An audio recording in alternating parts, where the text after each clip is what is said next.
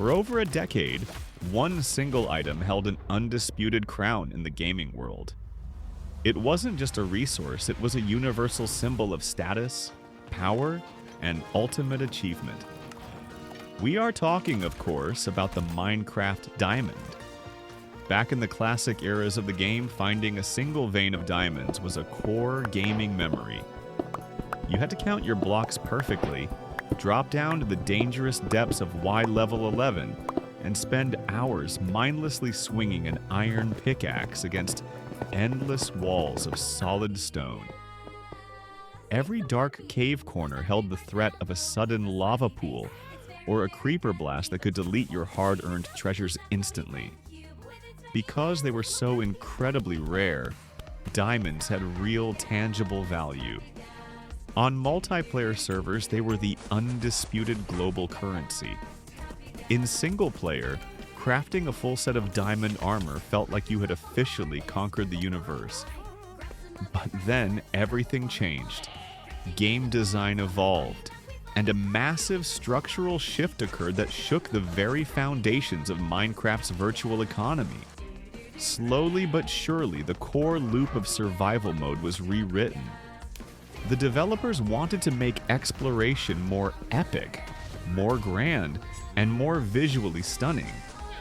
But in doing so, they accidentally triggered a massive, uncontrollable wave of economic inflation that completely destroyed the value of the game's most iconic item.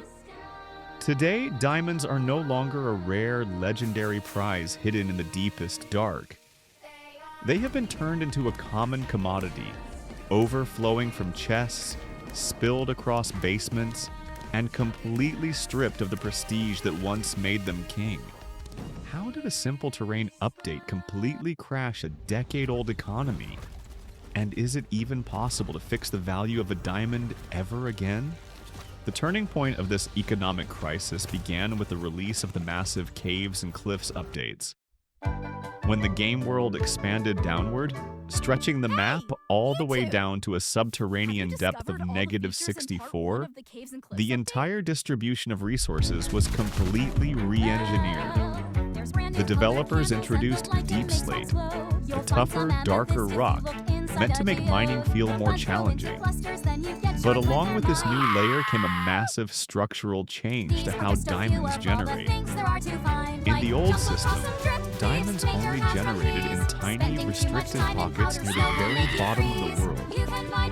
In the new system, the generation logic was altered so that the lower you go, the more common diamonds become. On paper, making the world deeper sounds like it would make mining harder. But in reality, it did the exact opposite. Because the new world generation engine creates massive, sprawling mega caves that stretch for thousands of blocks. Hundreds of diamond ores are now generated directly on the exposed surfaces of the cave walls. You no longer need to spend hours meticulously strip mining through millions of solid blocks. Now, a player can simply craft a single boat or an elytra, cruise through a giant, open subterranean cavern with a few torches, and spot dozens of glowing blue ores completely out in the open, entirely untouched by stones. The physical labor required to obtain a diamond dropped off a massive cliff. When an item goes from requiring hours of focused, strategic digging to simply walking through an open room and picking it up off the floor, its fundamental value inside the player's mind completely evaporates. But the open cave generation was just the catalyst. The real hyperinflation engine comes from the absolute optimization of modern survival mechanics. In the early days of Minecraft, resources were strictly limited by your personal time and manual labor. If you wanted a stack of diamonds, you had to manually mine the blocks yourself. Today, the modern Minecraft community has completely mastered the art of industrial automation. We have broken the game down into a science. Think about the standard progression of a modern survival world. Within the first few hours of a new map, a player can easily build a basic, automated iron farm, giving them infinite tools without ever touching a cave. From there, they set up a massive villager trading tower. By utilizing simple zombie-curing mechanics, players can permanently lower the prices of villager trades down to a single emerald. Suddenly, you can buy max enchanted diamond armor, diamond tools, and endless supplies of gear directly from a villager for the price of a few pieces of paper or sticks. When you combine this broken villager economy with a Fortune 3 pickaxe and the massive 1.17 caves, the math becomes absolutely absurd. A single vein of 8 diamond ores can instantly drop over 20 diamonds. Players are returning from casual 20-minute cave runs with multiple stacks of pure diamond gems. On multiplayer servers, this caused an immediate economic collapse. Diamonds went from being used as a high-value currency for land and rare items to being thrown into regular trash chests because everyone already had double chests full of them. The market was completely flooded, inflation reached an all-time high, and the thrill of the hunt was permanently lost. This economic collapse doesn't just affect server economies, it completely ruins the psychological progression of single-player survival mode. Minecraft is a sandbox game, which means its longevity relies entirely on the goals that the player sets for themselves.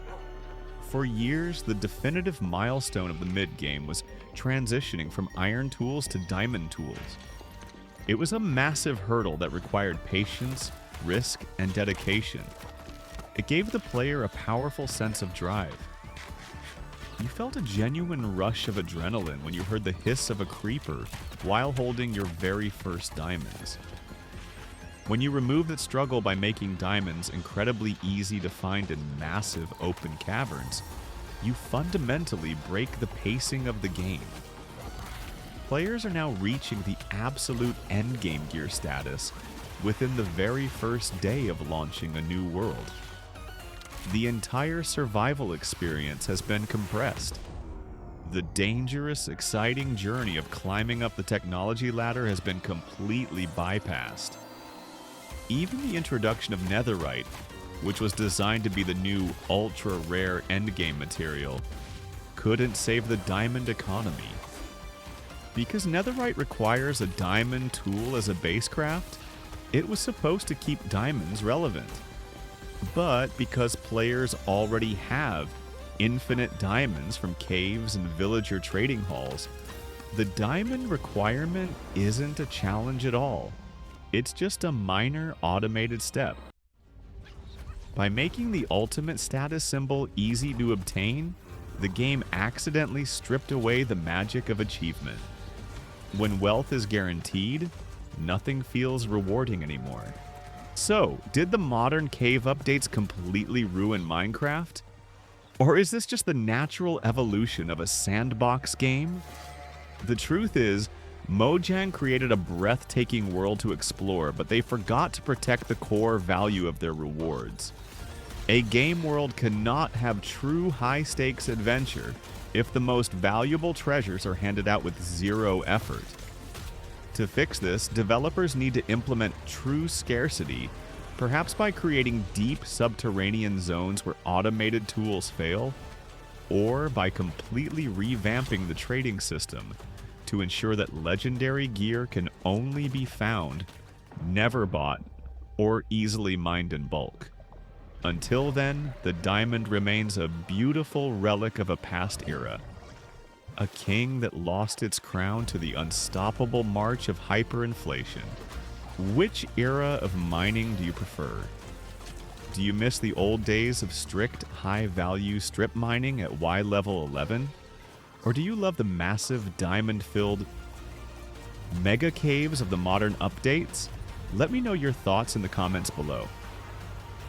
Don't forget to absolutely smash that subscribe button to help support my dream gaming PC setup grind so we can keep making these massive economic deep dives. Thank you so much for watching, and I will see you guys in the very next video.